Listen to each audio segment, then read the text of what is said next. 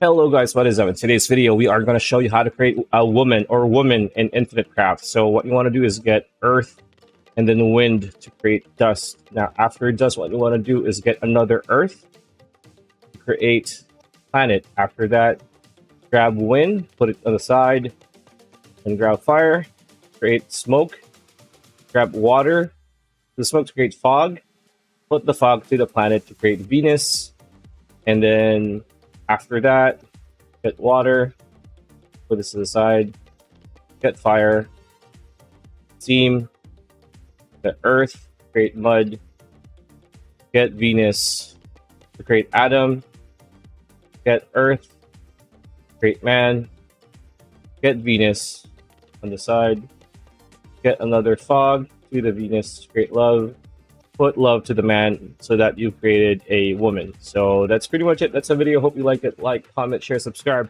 Ring that bell icon. We'll see you on the next one.